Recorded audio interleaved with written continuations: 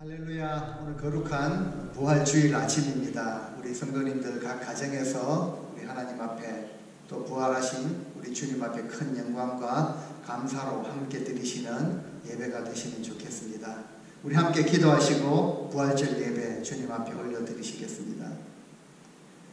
살아 역사하시는 하나님 아버지, 죄와 사망과 어두움의 모든 권세를 깨뜨리시고 우리 주님 부활하신 이 귀한 아침에 주의 백성들, 주의 성도들, 우리 각 처소에서 하나님 앞에 예배의 제단 쌓아 올려드리게 하심을 감사드립니다. 주님 앞에 큰 찬송과 영광으로 드리는 시간 되게 하시고 부활의 은혜와 능력이 우리 삶과 가정 가운데 나라와 민족 가운데 임하는 귀한 시간 되게 역사하여 주옵소서. 오늘도 말씀으로 우리 각 사람 심령 가운데 찾아오셔서 주님 앞에 귀한 헌신과 삶의 결단 드리는 예배가 되게 하옵소서. 예수 그리스도의 이름으로 기도드립니다. 아멘. 예, 우리 함께 찬송 올려드리겠습니다. 예수 부활했으니 할렐루야. 할렐루야. 우리 예수 같이 찬양합니다.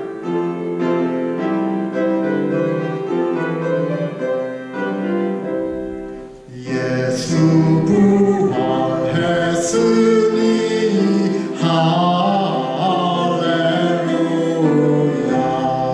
만민 찬송하여라.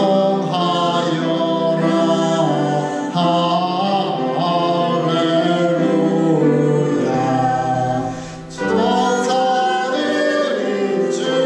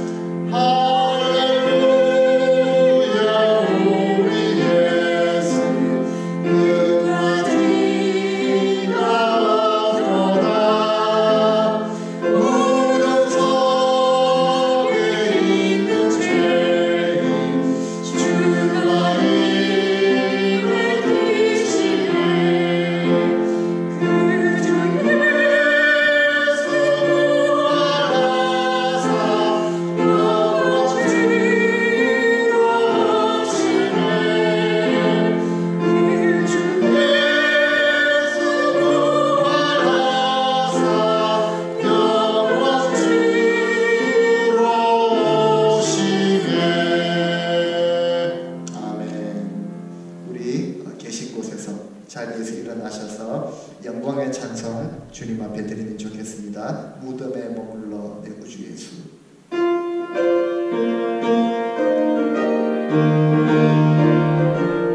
1절만 하겠습니다.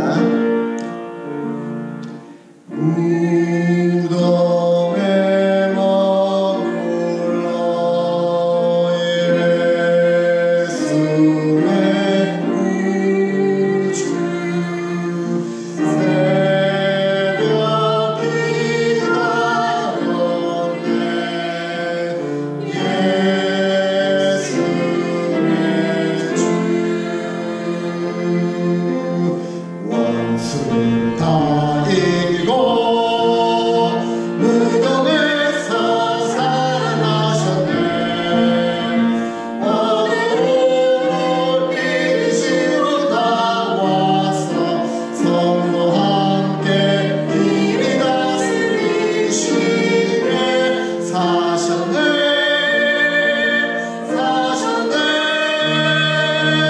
예수 다시 사셨네.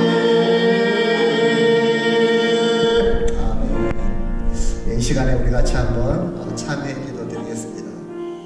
성금요일 메시지로 제가 보내드렸는데요. 우리 주님께서 십자가에 죽으신 이유가 한 가지 이유가 있다면 바로 우리의 죄를, 모든 죄를 사하시기 위함입니다. 우리의 죄 용서받는 한 가지 유일한 길이 있다면 예수 그리스도의 보혈을 의지하고 주님 앞에 우리의 모든 죄를 자복하고 회개하는 것입니다. 이것을 통해 죄 용서받고 구원을 얻게 되는 이 귀한 은혜를 우리가 생각하며 다시 한번 우리 삶에 우리 지난 시간 주님을 믿지 못하고 의지하지 못하고 신뢰하지 못하며 우리의 마음의 중심을 세상의 다른 곳에 두며 살아왔던 모든 죄악들을 오늘 이 시간 다시 한번 주님 앞에 고백하며 부활하시며 승리하신 주님의 그 사죄하시는 은총을 우리가 드리고 주님 앞에 기쁨으로 드리는 예배가 되게 하옵소서. 이 시간에 함께 사죄의 참회의 기도를 주님 앞에 드리시겠습니다. 살아계신 주님, 주님의 감사합니다. 이 주님의 백성들 우리 가정에서 우리 주의 부활 주의를 기억하며 주님 앞에 예배의 시간을 살아갑니다. 우리가 가정 가운데 우리가 살아오신 날 가운데 주의 성령께서 임재하여 주시옵소서. 정말 진리로 주님 앞에 예배드리는 시간 되게 하여 주시옵소서. 우리가 오늘 생각나게 하시고 깨닫게 하시는 모든 추억하고 문제를 주님 앞에 고백하며 자랑합니다. 주님의 뜻을 알면서도 따르지 못했다. 하나님 아버지 우리의 가면서 인생의 인생을 따라 육체를 따라 살아왔던 우리의 모든 죄악들 주님을 온전히 섬기지 못하고 우리의 마음의 중심을 따르는 삶을 넓은 섬기며 살아왔던 우리의 모든 죄악을 주님 앞에 자복하며 주님 주의 십자가에 흘리신 귀한 보혈로 우리 심령을 우리의 모든 죄악들을 닦아주시고 정결한 영, 정직한 영을 새롭게 하시는 귀한 은혜를 우리 모두에게 주시고 진리와 진리 가운데 귀한 복을 주옵소서.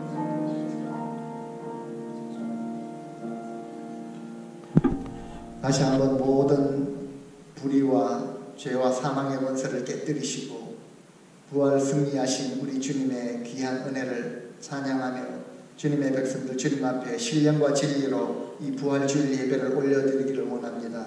거룩하신 주님 앞에 높으신 주님 앞에 생각나게 하시고 깨닫게 하시는 우리의 모든 죄악 또 우상을 섬기며 살아왔던 모든 죄악을 주님 앞에 자복하고 회개하오니 주 예수 그리스도의 십자가에 흘리신 귀한 보혈로 우리의 모든 죄를 닦으시고 우리에게 정결한 마음 정직한 영을 새롭게 하여 주시어서 오늘 이 부활주일 예배 주님 앞에 신령과 진리로 올려드려지는 귀한 살아있는 예배가 되게 하시고 부활하신 주님의 성령이 우리 각 사람 심령 가운데 우리 각 사람 가정 가운데 임하여 주시는 귀한 예배가 되게 하여 주시기를 원합니다. 우리도 주님 앞에 우리 귀한 믿음의 결단을 올려드리는 복된 예배의 한 시간 되게 인도하여 주옵소서. 예수 그리스도의 이름으로 기도드립니다. 아멘.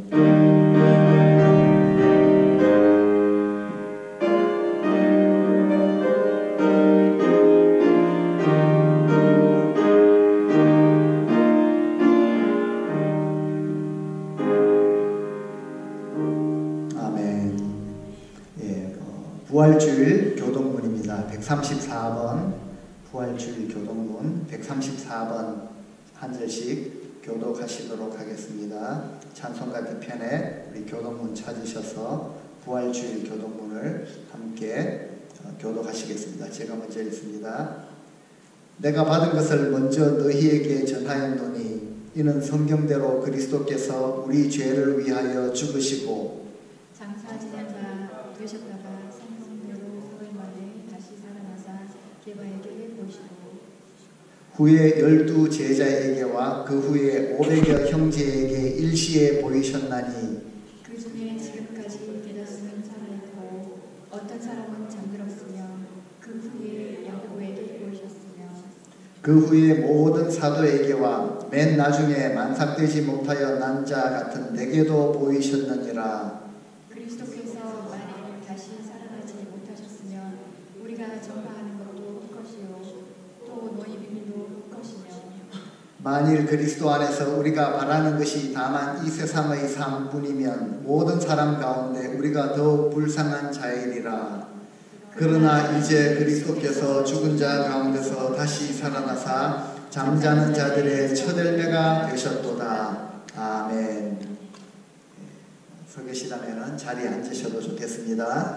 우리 문천일 장로님 또 기도 준비하셨는데요. 부활주일 기도 주님 앞에 올려드리시겠습니다.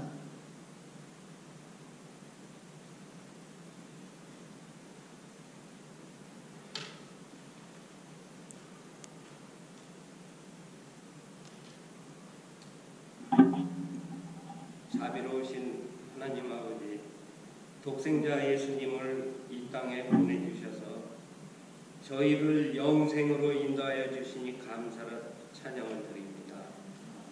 이 시간 코로나 바이러스로 인하여 저희들 각자 각 처소에서 이 시간 예배를 드립니다. 저희들의 이 예배를 기뻐 받아 주시옵기를 간절히 원합니다. 아버지 하나님, 저희들 나약하고 부족하오니 이 어려운 때 성령님께서 동행하여 주셔서 이 어려움을 잘 견뎌낼 수 있도록 도와주시옵기를 간절히 원합니다. 하나님 아버지, 지금 온 세상이 코로나 바이러스로 인하여 혼란스럽습니다. 수많은 사람들이 어려움을 겪는 온 세상에 주님의 사랑하는 백성들을 주님께서 지켜주시옵시며 죄악으로 물든 이 세상 하나님 아버지의 뜻을 깨닫게 하시고 회개하며 살아계신 하나님 아버지를 알게 하는 계기가 되게 하여 주시옵기를 간절히 원합니다. 또한 저희 삼일교회 성도님들 그리스도인이라는 이름만 갖고 살지 않게 하옵시며 믿음의 눈으로 주님만 바라보며 영혼간의 강건함으로 항상 깨어 있어서 주님이 주시는 은혜로 살아가게 도와주시옵기를 간절히 원합니다. 또한 지금도 질병으로 인하여 어려움을 겪는 저희들 성도님들이 있습니다. 주님, 그들에게 찾아가셔서 아픈 것을 고쳐주시옵시고 건강을 회복할 수 있도록 도와주시옵소서. 또 세상의 어려움 여러 가지 또 힘든 일로 주님 앞에 또 힘들어하는 성도님들도 있습니다. 주님, 이 어려운 때 주님께서 가셔서 더욱더 굳건한 믿음을 지킬 수 있도록 주님 도와주시옵기를 간절히 원합니다. 아버지 하나님, 저희들 이 어려운 때 주님의 말씀 속에 주님의 얼굴을 구하며 더욱더 주님만 바라보며 굳건한 믿음을 지켜나가 이 어려움을 극복할 수 있는 은혜를 내려주시옵기를 간절히 원합니다. 또한 오늘도 말씀을 전하신 목사님 성령으로 붙들어 주시고 부족함이 없이 주님의 능력으로 채워주시옵소서. 그리하여 이 예배가 주님 앞에 드리는 아름답고 거룩한 예배가 될 수 있도록 인도하여 주시옵기를 간절히 원합니다. 저희를 죄악에서 구원하여 주시고 영원한 생명의 길로 인도하여 주신 예수님의 이름으로 기도합니다. 아멘.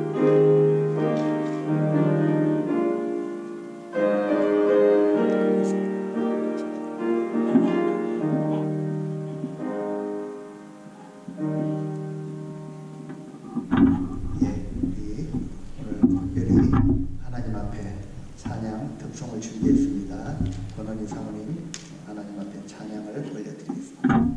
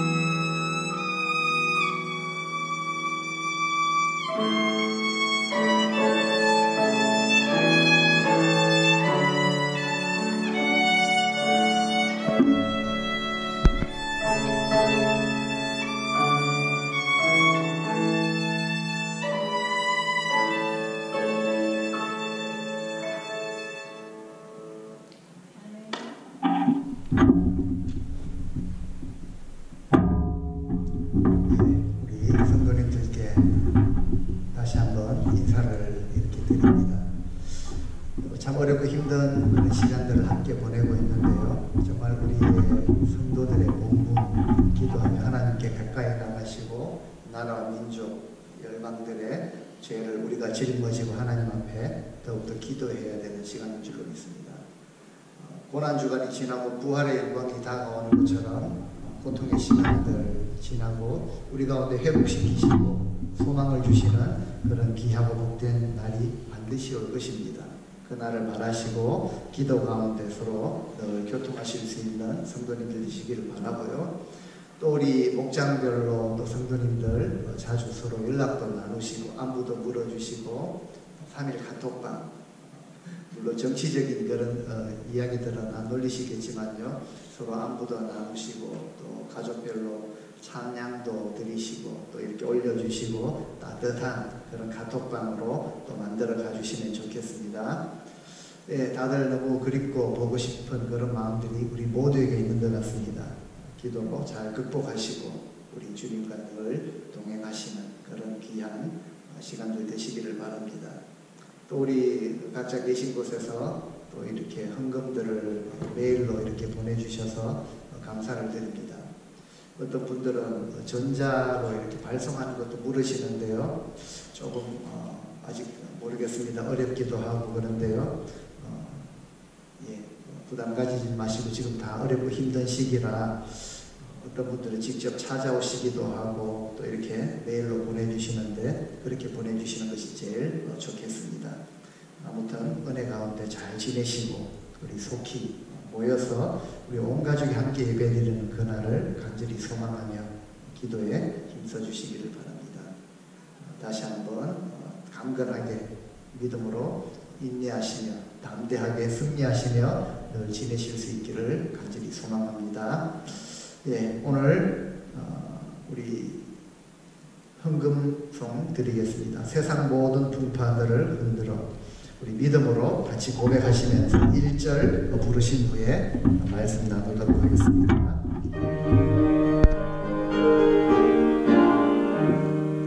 세상 모든 풍파들을 흔들어 약한 마음 낙심하게 될 때에 내려주신 주의 복을 세워라. 주의 크신 복을 내가 알리라. 받은 복을 세어보아라. 크신 복을 내가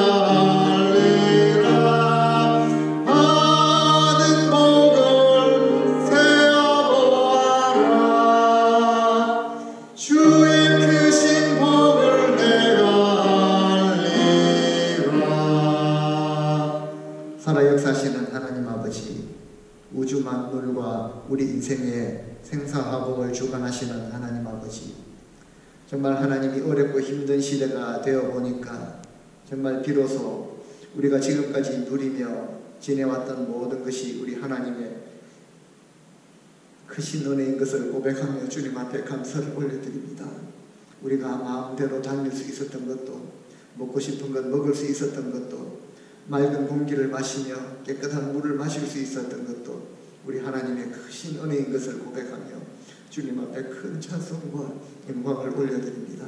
어렵고 힘든 가운데 다시 한번 주님 회복시키시는 소망을 붙들고 기도에 더욱 힘쓰며 우리 주님과 늘 동행하며 주님 앞에 감사와 찬송과 기도의 끈이 끊어지지 않는, 기도의 불이 꺼지지 않는 그런 귀한 삶 살아가게 하옵소서. 어렵고 힘든 가운데서도 우리 주님 나라와 주님의 몸된 교회를 위해서 헌금을 올려드립니다. 우리 주님 받으시고 정말 이 마지막 때에 주님 구원의, 생명 구원의 역사가 나타나는 곳에, 하나님의 영광이 드러나는 곳에만 쓰임받을 수 있도록 축복하여 주시기를 원합니다. 우리 성도님들 가정, 생업의 현장, 우리 자녀들, 멀리 흩어져 있는 자녀들 세대까지 우리 주님 보혈로 덮으시고 주의 날개 그늘 아래 보호하여 주시고 우리 함께 주님 앞에 나와 예배드리는 그날까지 주님 늘 영광 가운데 거할 수 있도록 큰 은혜와 복을 날마다 더입혀 주시며 특별히 우리 육신 강건케 하여 주시어서 정말 우리 생명호흡이 남아있는 동안 우리 주님 위에 주님을 섬기며 주의 귀한 일을 힘쓸 수 있는 우리 모든 가정들 다 되게 축복하여 주옵소서. 주님 모든 은혜, 만가지 은혜에 감사드리며 예수 그리스도의 이름으로 축복하며 기도 올려드립니다. 아멘. 아멘. 예, 우리 오늘 나누실 말씀을 함께 살피겠습니다. 누가복음 24장입니다. 좀 길기는 한데요. 누가복음 24장 13절부터 35절까지 말씀 함께 우리 교독을 하시겠습니다. 누가복음 24장 13절부터 35절까지 말씀 한 절씩 교독하시고 마지막 절 같이 읽도록 하겠습니다. 제가 먼저 24장 13절부터 봉독을 하겠습니다. 그날에 그들 중 둘이 예루살렘에서 25리 되는 엠마오라 하는 마을로 가면서 이 모든 일을 서로 이야기하더라. 그들이 서로 이야기하며 문의할 때에 예수께서 가까이 이르러 그들과 동행하시나 그들의 눈이 가려져서 그인 줄 알아보지 못하였거늘. 예수께서 이르시되 너희가 길 가면서 주고받고 하는 이야기가 무엇이냐 하시니 두 사람이 슬픈 빛을 띠고 머물러 서더라. 한 사람의 블로바라 하는 자가 대답하여 이르되 당신이 예루살렘에 체류하면서도 요즘 거기서 된 일을 혼자만 알지 못하느냐. 이르시되 무슨 일이냐 이르되 나사렛 예수의 일이니 그는 하나님과 모든 백성 앞에서 말과 일에 능하신 선지자이거늘 우리 제사장들과 관리들이 사형 판결에 넘겨주고 십자가에 못 박아 놓는다. 우리는 이 사람이 이스라엘을 속량할 자라고 바랐노라. 이뿐 아니라 이 일이 일어난 지가 사흘째요. 또한 우리 중에 어떤 여자들이 우리로 놀러 그의 시체는 보지 못하고 와서 그가 살아나셨다 하는 천사들의 나타남을 보았다 함이라. 또 우리와 함께하는 자중에 두어 사람이 무덤에가 과연 여자들이 말한 바와 같음을 보았으나 예수는 보지 못하였느니라. 이르시되 미련하고 선지자들이 말한 모든 것을 마음에 더디 믿는 자들이여, 그리스도가 이런 고난을 받고 자기의 영광에 들어가야 할 것이 아니냐 하시고, 이에 모세와 모든 선지자의 글로 시작하여 모든 성경에 쓴 바 자기에 관한 것을 자세히 설명하시니라. 그들이 가는 마을에 가까이 가되 예수는 더 가려는 것 같이 하시니, 그들이 강건하여 이르되 우리와 함께 유하사이다. 때가 저물어 가고 날이 이미 기울었나이다 하니, 이에 그들과 함께 유하로 들어가시니라. 그들과 함께 음식 잡수실 때에 떡을 가지사 축사하시고 떼어 그들에게 주시니, 그들의 눈이 밝아져 그인 줄 알아보더니 예수는 그들에게 보이지 아니하시는지라. 그들이 서로 말하되 길에서 우리에게 말씀하시고 우리에게 성경을 풀어주실 때에 우리 속에서 마음이 뜨겁지 아니하더냐 하고, 곧 그때로 일어나 예루살렘에 들어가 보니 11 제자 및 그들과 함께한 자들이 모여 있어 말하기를 주께서 과연 살아나시고 시몬에게 보이셨다 하는지라. 다 같이 두 사람도 길에서 된 일과 예수께서 떡을 떼심으로 자기들에게 알려주신 것을 말하더라. 아멘. 네, 오늘 말씀 누가복음 24장 13절부터 35절까지의 말씀인데요. 말씀 제목은 주고받고 하는 이야기가 무엇이냐라는 제목으로 함께 말씀을 나누고자 합니다. 오늘은 정말 우리 주님께서 죄와 사망, 어둠의 모든 불의한 모든 권세를 깨뜨리시고 부활하신 영광스러운 부활주일 아침입니다. 지금 우리는 길게만 보이는 이 고통의 터널을 지나고 있는 것처럼 보이지만 우리 주님 3일 만에 부활하신 것처럼 우리 주님께서 계획하신 그 시간에 이 땅의 자비와 긍휼, 은혜를 베푸셔서 회복의 은혜 속히 허락하여 주시는 줄로 확실히 믿습니다. 다만 그 시간들이 빨리 올 수 있도록 계속 기도로 주님께 아뢰어 주시기를 당부를 또 다시 드립니다. 부활하신 주님께서 이 땅에 40일을 더 머물러 계시다가 성천을 하셨습니다. 오늘은 부활하신 그날 당일에 일어났던 사건들을 함께 살피며 또 부활하신 주님께서 주시는 은혜를 함께 나누고자 합니다. 우리가 다 잘 아시는 것처럼 엠마오로 내려가던 그 두 제자에게 나타나신 사건입니다. 13절을 보니까 그날에 그들 중 둘이 이렇게 합니다. 예수님 제자 중에 두 사람이 예수님이 부활하신 그날에 아마도 예루살렘에서 25리 정도 떨어진 오늘날로 말하자면 한 10km 정도 될까요? 한 7, 8마일 정도 되는 거리를 따져보니까 저희 교회에서 5쯤 되는 거리입니다. 그 시골 마을로 두 사람이 가고 있었습니다. 18절에 보니까 두 사람 중에 한 명의 이름은 글로바라고 밝히는데요. 또 한 제자의 이름은 누구인지 알 길이 없습니다. 14절에 그들이 걸어가면서 그날 일어났던 요 근래에 일어났던 모든 일들을 서로 이야기를 하면서 서로 대화를 나누면서 걸어갔던 것입니다. 무슨 대화를 나누고 걸어가고 있었다는 것을 성경이 말하는데요. 과연 그들이 무슨 대화를 나누었겠습니까? 아마 성경에 어떤 대화를 나누었다라고 밝히지는 않지만 아마 이런 내용들을 가지고 대화를 했을 것입니다. 아, 자네 이제 우리 어떻게 해야 되는가? 3년이나 우리 주님 따랐는데 정말 자네 지금 생각나는가? 우리 선생님께서 예루살렘에 입성하실 때만 해도 얼마나 우리가 기대가 컸었는가? 우리 민족을 로마의 손에서 해방시키시겠다라고 생각을 했는데 정말 안타까운 일이 일어났네. 오병이의 기적도 베푸시고 물로 포도주도 만드시고 죽었던 나사로까지 살리신 분이신데 우리 선생님께서 이곳에 계시다 하면 수천 명씩 모이곤 했는데 이제 우리 어떡하나?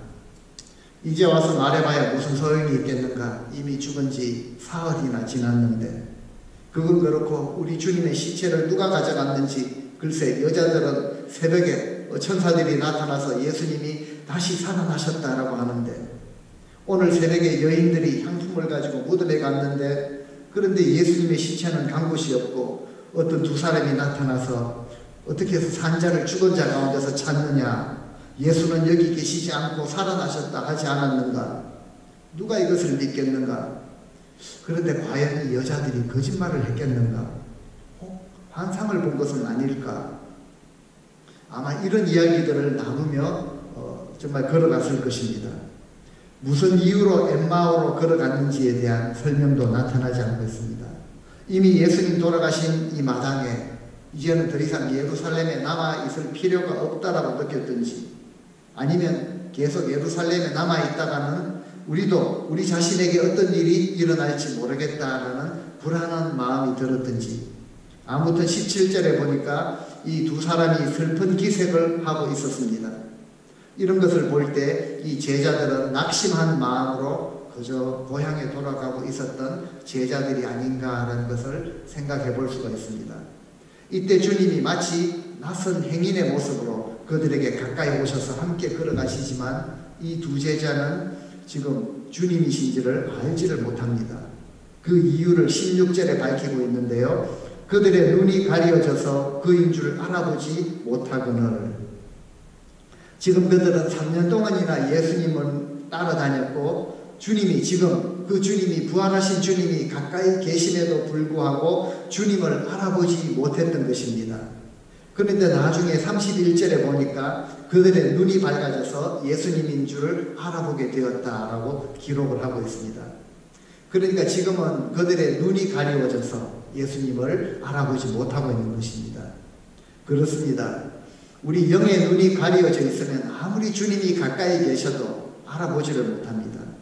반면에 영의 눈이 밝아져 있으면, 떠여져 있으면 어떤 환난과 고통의 순간에도 함께 하시는 주님, 가까이 계시는 주님, 우리와 동행하시는 주님, 우리 삶에 역사하시는 주님을 알아보게 되어 있다는 것이죠. 혹시라도 우리 영의 눈이 어두워져 있다면 영의 눈을 밝혀주시도록 기도해야 합니다. 바울도 성도들을 위해서, 에베소 성도들을 위해서 기도한 제목이 바로 그것이지 않습니까? 너희 마음의 눈을 밝히사. 그때 영의 눈이 밝아질 때 깨닫게 되는 것이 너무나도 놀랍고 풍성하기 때문에 이것을 가지고 기도했다라는 것입니다. 주님이 가까이 계시지만 도무지 알아보지 못하는 그들에게 주님이 물으십니다. 17절인데요. 너희가 길 가면서 서로 주고받고 하는 이야기가 무엇이냐? 오늘 설교의 제목이죠. 주님이 안타까운 마음으로 물으셨을 것입니다. 너희가 지금 주고받고 주거니 받거니 그렇게 하면서 걸어가면서 주고받는 그 이야기가 도대체 무엇이냐? 도대체 무슨 이야기를 주고받느냐? 주님이 몰라서 물으시는 것은 아닐 것입니다. 그때 두 사람이 얼굴에 슬픈 기색을 띠고 머물렀습니다. 18절에 글로바의 대답이 나오죠. 보아하니 당신도 지금 예루살렘에서 오는 것 같은데 오늘날 지금 그곳에서 일어난 일을 당신 혼자 지금 알지 못해서 묻고 있습니까? 글로바가 이렇게 반문을 합니다. 그런데 주님은 19절에 전혀 모르시는 것처럼 도대체 무슨 일이냐? 주님 몰라서 물으시는 질문은 아닙니다. 그들이 예수 그리스도, 성경에 기록되고 성경에 말한 주님이 말씀하셨던 이 주님의 부활에 대해서 어떻게 이해를 하고 있는지, 그리고 그것에 대한 그들의 고백을 듣기를 원하셨던 것입니다. 글로바가 이야기하는데요. 글로바가 하는 이야기들을 좀 주의 깊게 잘 살펴보시면 좋겠습니다. 19절부터 글로바의 대답이 나옵니다. 나사렛 예수의 이름이 그는 하나님과 모든 백성 앞에서 말과 일에 능하신 선지자이거늘, 이렇게 대답을 합니다. 하나님께서 보내신 선지자 중에 한 명 같다. 말과 일에 정말 능하신 능력이 있는 그런 좋은 그런 분이시다.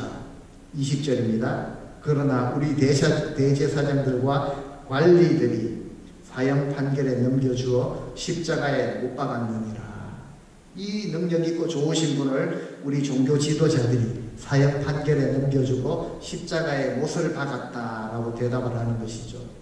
그리고 나서 21절에 자신들 이야기를 합니다. 우리는 이분이 이스라엘을 속량할 자라고 바라고 있었다. 이뿐만 아니라 이 일이 일어난 지가 지금 사흘째가 되는 날입니다.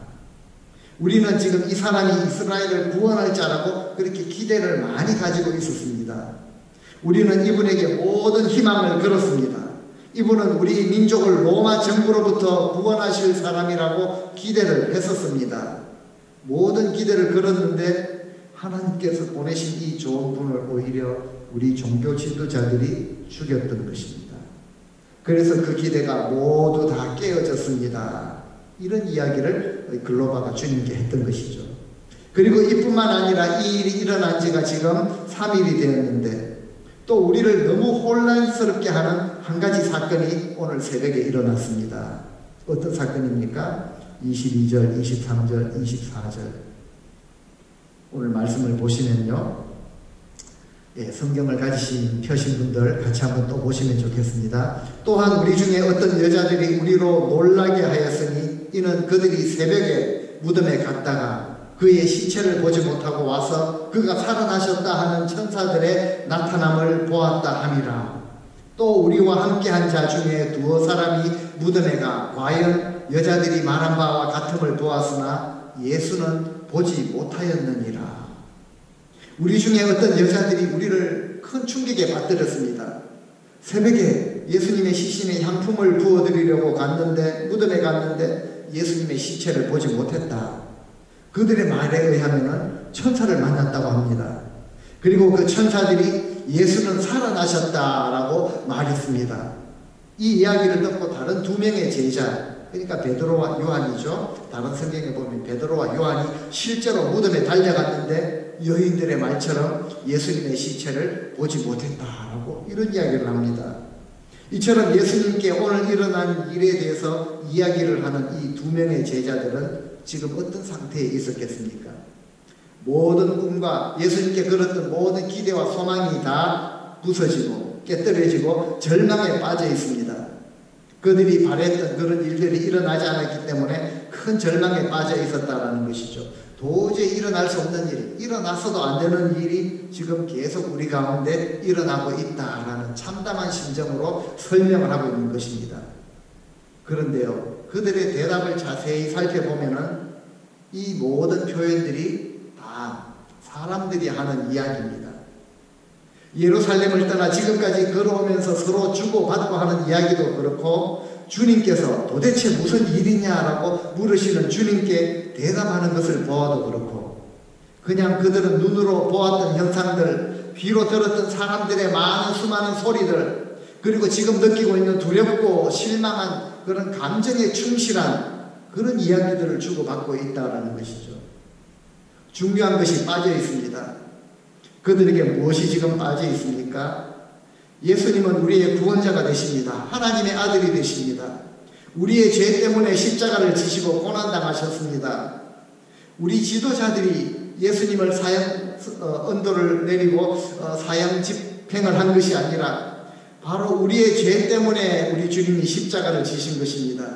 본디오 빌라도에게 고난을 받으신 것이 아니라 우리의 죄 때문에 그분은 십자가를 지셨습니다.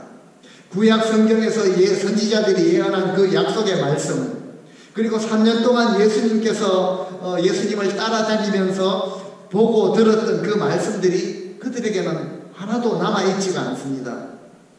마치 오늘날 우리 시대의 사람들의 모습을 보는 듯합니다. 지금 일어나고 있는 이 사건들, 이런 일들, 상황들 있을 수도 없는 일이고 상상도 못했던 일이 아니겠습니까? 우리를 실망하고 좌절하게 하고 두렵게 하는 일들이 우리에게 많이 일어나는데 이럴 때 과연 우리 믿음의 백성들, 우리 성도들은 어떤 반응을 보여야 되겠습니까? 많은 사람들이 매일 뉴스에 카톡에 주고받고 있는 정보들, 주고받는 이야기들, 확진자와 사망자가 몇 명 더 늘었고 어느 나라 어느 도시에는 어떤 상황이 발생하였고 그래서 우리는 자가격리를 하고 사회적 거리두기를 하고 앞으로 경제활동에 미칠 영향은 어떻고 앞으로의 전망은 어떻습니다. 등등 우리가 들어야 하는 말씀, 정말 성경에서 말하는 하나님의 말씀, 어찌하여 이 땅에 이런 전염병에 이런 심판이 주어지게 되었고 또 회복할 수 있는 그 길과 주님이 말씀하시는 그 회복의 방법, 기도로 무릎을 꿇고 하나님 앞에 간절히 나아가야 되는 이런 이야기들은 많이 없다라는 것이죠. 이런 제자들을 향해서 주님은 어떤 말씀을 하십니까? 바로 주님의 책망이 나타나고 있습니다. 25절, 26절에 보니까요. 미련하고 선지자들이 말한 모든 것을 마음에 더듬이 있는 자들이여. 그리스도가 이러한 고난을 받고 자기의 영광에 들어가야 할 것이 아니냐라고 책망을 하십니다. 너희들이 너무 미련하다라는 것이죠. 선지자들이 하나님께로부터 전해준 그 말씀들, 하나님께 받아 말한 모든 것을 마음에 도무지 정말 더듬이 있는다라고 책망을 하십니다. 사람들이 하는 이야기, 정보, 세상의 정보는 정말 귀가 솔깃하고 마음에 속히 믿게 되고 여기저기 전하고 여기저기 퍼나르고 전하고 있지만 선지자들이 전한 말, 성경의 말씀은 어떻게 그렇게 더디 믿을 수가 있느냐라고 주님이 책망을 하시는 것이죠. 그러면서 그들이 믿지 아니한 내용을 말합니다. 선지자들이 과연 무엇을 말했는가? 모든 것에 대해서 26절 한마디로 말씀을 하십니다. 바로 예수 그리스도, 우리의 구원자가 되시고 주님께서 바로 이런 고난을 받고 그분의 영광에 들어가야 한다라는 것을 한마디로 말씀하시지 않습니까? 주님은 이런 십자가의 모진 고난을 먼저 받으시고 자기 영광, 부활의 영광에 들어가야 할 것이 아니냐라고 바로 말씀하고 계십니다. 모든 선지자들이 구약 성경에서 가르쳤던 그 핵심이 무엇입니까? 바로 하나님께서는 이 백성들을 사랑하셔서 우리의 구원자로 메시아를 이 땅에 보내시고 그리고 그분은 모든 수치와 고역과 고난과 모욕을 당하고 십자가의 죽임을 당할 것이다. 그런데 이 고난이 끝이 아니라 그 고난을 통과하여서 그리스도는 자기의 영광에 들어갈 것이다. 죽음의 권세를 깨뜨리고 부활하실 것이다. 라는 것이 모든 선지자들의 가르침의 핵심이었던 것입니다. 이것이 바로 하나님의 구원 계획이라고 성경이 그토록 이야기를 했는데 지금 제자들이나 오늘날 우리 많은 백성들의 마음속에는 사람들의 이야기에는 귀가 솔깃한데요. 왜 성경의 말씀을 그렇게 깨닫지 못하고 그렇게 믿지 못하는가라고 안타까운 마음으로 주님이 말씀을 하시는 것이죠. 그러면서 27절에 뭐라고 하십니까? 모세와 모든 선지자의 글로 시작하여 모든 성경에 쓴 바 자기에 관한 것, 예수 그리스도에 관한 모든 언약의 말씀들을 풀어서 자세히 설명을 해 주십니다. 그 설명의 내용이 무엇입니까? 하나님께서는 우리의 구원을 위하여 예언하신 대로, 약속하신 대로 구원자를 보내셨는데 그분은 미리 많은 고난을 받고 죽임을 당한 후에 살아나시며 자기의 영광에 들어가시는 것이다 라는 것을 설명하십니다. 그런데 이런 주님의 말씀을 듣는 동안 그 제자들의 마음이 뜨거워지기 시작합니다. 그 뒤에 고백하고 있죠. 32절에 고백을 하는데요. 그들이 서로 말하되 길에서 우리가 길을 오는 동안 우리에게 그분이 말씀해 주시고 우리에게 성경을 풀어서 설명해 주실 때 우리 속에서 마음이 뜨겁지 아니하더냐라고 그렇게 고백하는 것을 볼 때 지금 예수님께서 풀어서 설명하시는 이 말씀을 듣고 있는 이 두 제자의 마음은 뜨거워지고 있는 것입니다. 세상에서 들리는 소리는 언제나 우리를 두렵게 하고 낙심하게 하고 절망에 빠뜨립니다. 하지만 주님께서 우리에게 들려주시는 그 음성은 언제나 실망하고 좌절한 우리에게 낙심한 마음을 회복시키셔서 새롭게 하시고 소망을 주시고 뜨겁게 하실 수가 있습니다. 주님의 말씀은 좌우에 날카로운 칼과 같고 살아있고 운동력이 있어서 우리의 심령과 골수를 찔러 쪼개기까지 하시는 것입니다. 세상에서 이 강도의 칼을 맞아본 분들의 공통적으로 하는 말이 있습니다. 뜨겁다라는 이런 표현들을 하십니다. 하나님의 말씀은 좌우에 날이 선 아주 예리한 칼과 같은데 그 말씀이 우리 안에 들어올 때 당연히 뜨겁지 않겠습니까? 어떻습니까? 지금 주님의 말씀을 듣고 있는 우리의 마음은 어떻습니까? 지금 하나님의 말씀을 대하고 하나님의 말씀을 듣고 있는데 우리의 심령이 속에서 뜨거우십니까? 혹시라도 우리의 굳어진 마음, 메마른 마음, 원망하는 마음, 부정적인 마음, 정죄하고 의심하는 마음, 실망과 좌절의 마음, 두려움의 마음, 복수의 칼을 가는 이런 마음을 혹시나 가지고 있지는 않은지요? 어떻게 하면 우리는 부활의 능력으로 이 슬픔과 무기력함과 탄식과 분노에 사로잡혀 있는 이런 마음들도 어떻게 하면 뜨거운 마음으로, 불타는 마음으로 변할 수가 있겠습니까? 오직 한 가지입니다. 주님께서 우리에게 말씀하여 주시기만 하면 우리의 차가운 마음도 불타는 마음과 뜨거운 마음으로 변하게 되는 줄로 믿습니다. 더 이상 세상의 소식이나 정보보다는 살아있는 주님의 말씀에 더 귀를 기울이게 되는 것이죠. 주님께서 부활하신 몸으로 오늘 실망한 채 엠마오로 걸어가고 있는 이 두 제자에게 나타나셔서 당장 이렇게 말씀하시지 않습니다. 얘들아, 나다. 내가 약속한 대로 살아났다라고 하지 않으시고 자신에 관한 말씀을 풀어주시기만 하셨겠습니까? 우리 인생은 이처럼 눈에 보이는 현상, 귀에 들리는 소리, 소식들, 지금 당장이라도 주님께서 내가 지금 지쳐있고 문제에 빠져있고 좌절해 있고 포기하고 싶고 절망 속에 빠진 우리 삶에 나타나셔서 나다, 내가 능력을 보여주겠다, 이렇게 정말 나타나 주시기를 원하는 마음이 사실은 우리 가운데 있습니다. 그런데 왜 주님은 자신을 당장 능력 가운데 나타내지 않으십니까? 우리에게 생명과 같은 하나님의 말씀을 믿는 그 믿음을 보기를 원하시는 것입니다. 그래서 주님께서도 제자들에게 나타나셔서 당장에 자신이 살아난 그리스도이심을 밝히지 않으십니다. 다만 말씀을 풀어서 설명하고 계시는 것이죠. 구약의 모든 약속의 말씀이 예수 그리스도를 통해서 성취되었다라는 이 사실을 믿고 깨닫는 것이 바로 부활의 현상을 눈으로 보는 것보다 더 중요한 것이다. 그렇기 때문에 주님은 자신에 관한 말씀을 제자들에게 풀어서 설명하고 계시는 것이죠. 그렇기 때문에 의심하는 도마에게도 너는 나를 본고로 믿느냐? 보지 못하고 믿는 자들은 복되도다. 눈으로 드러나는 현상, 주님이 박히신 그 손에 못자국, 허리에 창자국을 보고 현상을 보고 믿는 것이 중요한 것이 아니라 하나님의 모든 말씀은 진리요 생명이시요 그리고 그 모든 말씀은 반드시 성취된다라는 이 믿는 믿음이 가장 중요한 것입니다. 어떤 상황에서도 우리에게 하나님의 말씀이 있다면 우리 안에 있는 모든 절망과 의심, 좌절과 오해가 두려움이 사라지고 주님을 믿는 믿음과 하나님의 모든 말씀이 반드시 성취된다는 것을 믿는 믿음으로 우리의 심령도 이렇게 뜨거워지는 줄로 믿습니다. 이제 그들이 주님과 대화를 나누다 보니까 어느새 목적지 엠마오까지 도착을 하게 된 것입니다. 주님은 그곳에서 더 가시려고 하는데 이미 날이 저물었습니다. 어두워집니다. 그들이 이 밤을 함께 보내시면 좋겠다라고 주님께 부탁을 드립니다. 그러면서 그 두 제자가 주님을 위해서 식사를 준비합니다.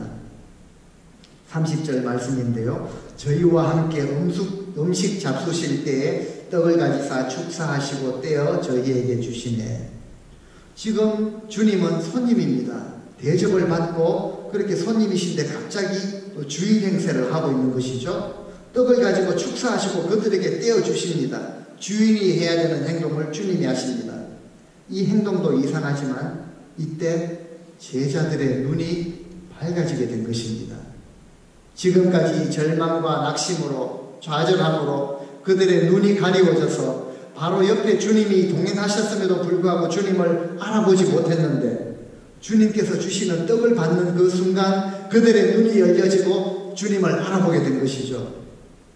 성만찬의 놀라운 비밀이 여기에 있습니다. 우리 위에 살을 찢으시고 피를 흘리신 것을 기념하는 그 이유가 무엇입니까? 바로 우리 위해서 자신의 몸을 들이신 그 주님이 우리와 함께 하신다라는 이 사실을 우리에게, 우리 심령에 다시 새기고 우리에게 다시 알려주시기 위해서 성만찬을 행하며 나를 기념하라 라고 말씀하셨습니다. 성찬의 의미가 그러하다는 것이죠. 우리 함께 이 고통의 시간이 지나고 우리 함께 모이는 그 시간에 우리 모든 가족들이 모여서 주님 앞에 성찬식을 행하면 좋겠습니다. 우리의 삶이 지쳐있고 힘들고 낙심이 되어도 절망적일 때 그래도 우리 주님은 우리와 함께 하심을 때로는 우리는 삶에 지쳐서 깨닫지 못한다고 할지라도 주님은 지금도 우리 삶에 가까이 오시고 옆에서 우리와 함께 걸으시고 주고받는 모든 대화도 듣고 계시고 우리의 모든 형편을 살피고 계시는 분이십니다. 주님이 우리에게 무엇이라고 말씀을 하십니까? 세상의 좋은 정보, 건강에 대한 이런 소식을 알려주시는 분이 아니라 항상 살아있는 하나님의 모든 말씀을 우리에게 전해주시는 분이십니다. 너희는 비록 나를 배반한다고 할지라도 나는 너희를 버리지 않는다. 너희는 나를 떠난다고 할지라도 나는 너희를 떠나지 않는다. 너희 마음의 오해와 좌절, 근심, 걱정으로 인해 내가 너희와 함께하는 것을 깨닫지 못할 뿐이지 나는 너희를 떠난 적이 없다. 너희가 어려울 때, 힘들어할 때, 두려워할 때 내가 너희를 위해서 몸을 찢고 피를 흘리지 않았니? 주님은 우리에게 말씀하고 계십니다. 실망하고 좌절한 채 엠마오로 향하던 두 제자를 찾아오셔서 그들에게 말씀을 풀어서 설명해 주심으로써 그들의 마음이 뜨거워지게 하신 주님께서 그 다음에 행하신 일이 무엇입니까? 그들에게 안수하십니다. 그리고 그들이 어떤 놀라운 일을 행하도록 그렇게 특별한 은사를 부어주시고 이런 걸 하지 않으셨습니다. 안수하셔서 능력을 주시고 정말 어떤 특별한 은사를 병 고치고 예언을 하는 은사들을 이렇게 부어주신 것이 아니라 우리를 위해 몸을 찢으시고 피를 흘리신 주님, 그 주님이 우리와 항상 함께 하시다는 것을 깨닫기 원하셨던 것입니다.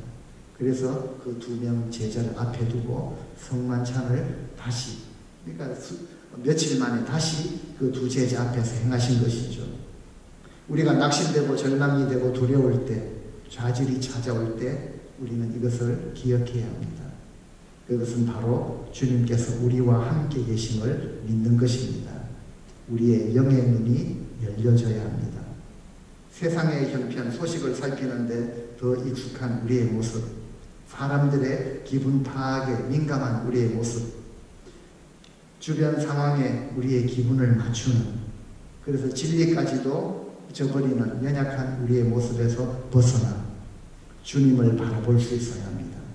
어떤 상황에서도 우리와 함께 하시는 주님을 바라보시고 승리하시는 우리 3.1교회 모든 성도님들 되시기를 주님의 이름으로 축원드립니다. 이제 두 제자는 서로에게 그렇게 말하지 않습니까? 우리가 길을 걸어올 때, 우리에게 말씀해 주셨을 때 정말 우리의 마음이 불타는 것 같지 않더냐, 뜨겁지 않았느냐, 그렇게 말하면서 33절에 보니까요, 그렇게 서로 고백을 하고 곧 그때로 일어납니다. 일어나 예루살렘으로 돌아갑니다. 그래서 11 제자 그리고 함께한 자들이 모여있는 것을 보게 됩니다. 이미 날이 저물었습니다. 저녁 식사를 마친 상태니까요, 아마도 밤이 되었을 텐데 부활의 주님을 만난 그들은요, 이 저녁 시간에 더 이상 그곳에 편하게 머물러 있을 수가 없었다라는 것이죠. 더 이상 엠마오에 머무르지 않고 바로 일어나 예루살렘으로 올라갑니다. 그리고 34절 모여있는 11 제자들로부터 예수님이 과연 살아나셨고 베드로에게 나타나 보이셨다라는 이야기를 들었을 때 그들이 뭐라고 말합니까? 맞아, 우리도 엠마오로 갈 길에서 그분을 만났다.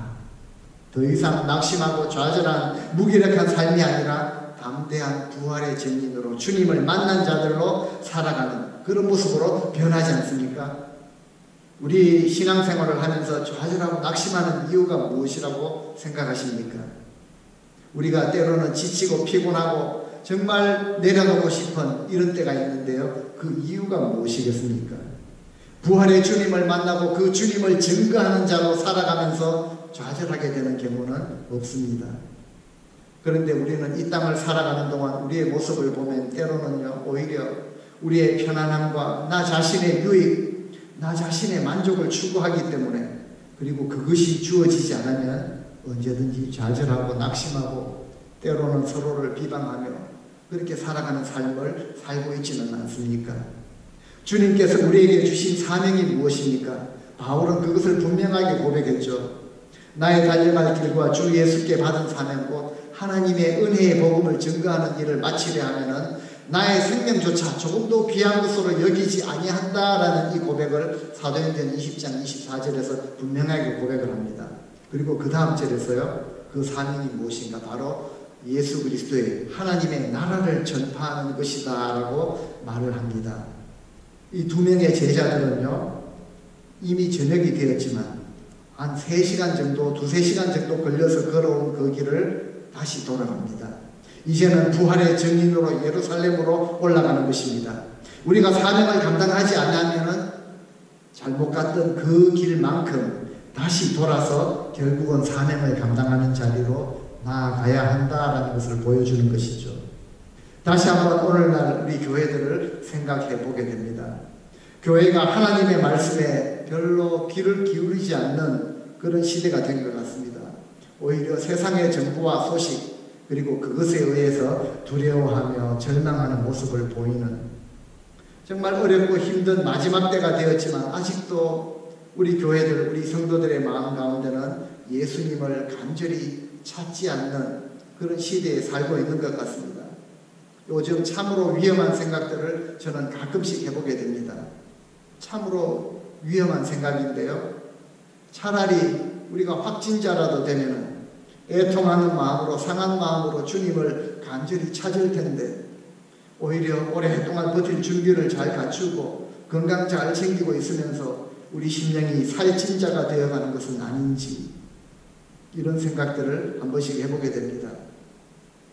사람들의 소식, 사람들의 목소리, 뉴스에서 들리는 소식에는 귀를 기울이는데 우리 하나님의 신권보다는 인권을 더 존중해주고 하나님의 일보다는 사람의 일을 먼저 생각하고 예수님 대신에 물질이나 십자가 대신에 성공을 더 추구하고 사명 감당하는 것을 추구하는 대신에 나의 권리와 유익을 먼저 추구하는 이런 모습에 젖어 있지는 않은지, 바로 이런 시대를 애통하게 여기시며 주님께서 이 땅 가운데 이런 징계를 허락하신 것이 아닌지 분명하게 깨닫고 이런 죄의 길에서 돌아서고 정말 우리가 인권보다는 신권을 더 귀하게 생각하고 사람의 일보다는 하나님의 일을 먼저 생각하고 물질이나 세상의 성공 대신에 십자가를 지고 고난을 당한 후에 정말 주님이 주시는 부활의 영광에 들어가리라 생각하며 그 길을 걸어가는 이런 길을 우리에게 보여주시려고 이런 시련의 시간들을 우리에게 분명히 허락해 주신 것입니다. 우리는 다시 한번 우리의 사명을 붙들어야 합니다. 우리에게 주신 사명은 바로 부활의 증인으로 복음을 전하는 것이죠. 상황이 어떠하든지 우리는 있는 자리에서 우리 교회와 성도들이 이 어렵고 힘든 세상 가운데 소망과 빛과 소금으로 다가가서 저들을 살릴 수 있는 이런 사명을 우리는 감당해야 하는 것입니다. 다들 낙심하고 좌절하고 두려워하는 자리에 빠져 있는데요. 우리 교회들, 우리 성도들까지 이런 자리에 앉아 있을 수가 없다는 것이죠. 이런 좌절한 자리에서, 두려운 자리에서 일어나 다시 한번 주님의 말씀을 통해서 우리의 심령이 뜨거워지고 불타는 마음으로 바뀌어지고 떡을 떼어주시면서 축사하신 그 주님께서 오늘도 우리와 함께 하심을 믿고 그 주님을 바라보고 이 절망의 시대에 참된 소망의 메시지, 부활의 메시지를 전할 수 있는 우리 주님께서 고난을 통과하며 그 영광에 도달하셨던 그 길을 이제도 우리 서로 격려하며 묵묵히 순종함으로 이 귀한 사명을 감당해 내실 수 있는 우리 귀한 3.1교회 성도님들 다 되실 수 있기를 우리 부활하신 주 예수 그리스도의 이름으로 간절히 축원드립니다. 우리 함께 기도하시겠습니다. 부활의 첫 열매가 되셔서 우리에게 산 소망을 허락해 주신 주님, 그 주님께 감사와 찬송과 영광과 존귀를 올려드립니다. 때로는 정말 지금 우리 삶에 엠마오로 가는 두 제자처럼 실망과 낙심과 두려움이 있을지라도 성령의 감동으로 모든 하나님의 말씀이 우리에게 그 주님의 말씀이 들려지게 하시고 그 말씀을 들을 때 우리의 심령이 뜨거워지게 하시고 그 말씀을 믿음으로 받아들이고 순종하는 자들이 되게 하여 주시기를 원합니다. 우리 눈에 덮여있는 비늘 같은 것이 벗겨지게 하시고 세상의 소식에 귀가 닫히게 하시고 진리의 말씀 듣는 것에 귀가 열려지고 복음 증거하는 일에 소극적인 우리의 혀가 풀려지는 그런 역사가 있게 하시고 부활의 산증인으로 우리 남은 인생을 살아가게 하여 주시옵소서. 예수 그리스도의 이름으로 기도드립니다. 아멘.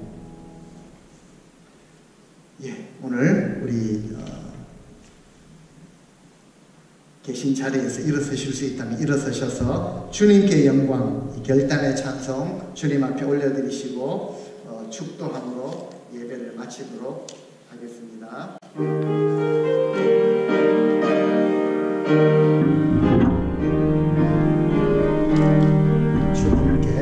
주님께 영광, 다시 사신 주,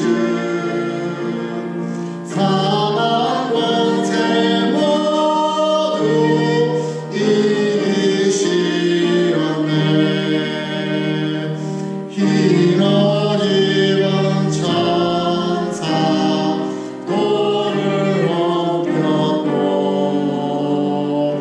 누셔셨던 곳은 비어있었네. 주님께 영광, 다시 사신 주, 사망 권세 모두 이기시었네. 부활의 주님, 부활의 주님 나타나시사 두려움과 의심 물리치셨네.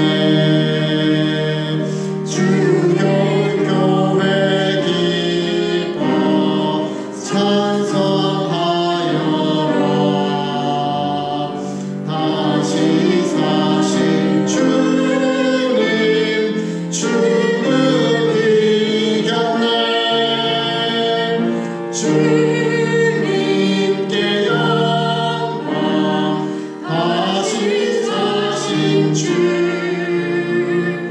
사망 권세 모두 이기시었네. 생명의 임금, 생명의 임금, 영광의 주님, 주님 없는 사랑 어떨 뿐이라. 주의 사랑으로 세상 이기고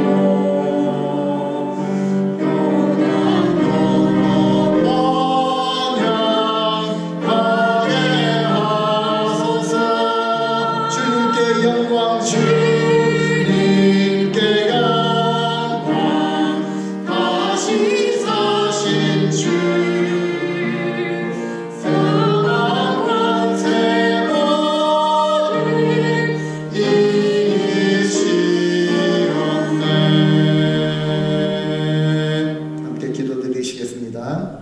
이제는 사망 권세 모두 이기고 부활 승리하신 우리 주 예수 그리스도의 은혜와 하나님 아버지의 지극히 사랑하시는 그 사랑하심과 세상의 소식에 귀를 닫게 하시고 주님 들려주시는 그 귀한 복음의 소식에 우리의 귀를 열어주시는 우리 성령님의 은혜가 오늘 부활주일을 맞이하며 주님 앞에 우리 각 가정에서 예배를 드리며 이제 남은 우리의 삶을 부활의 능력을 부여받아 부활의 증인으로 살아가기를 소원하며 결단하는 우리 모든 성도들 위해, 가정 위에 지금부터 영원까지 함께 하시기를 간절히 축원하옵나이다.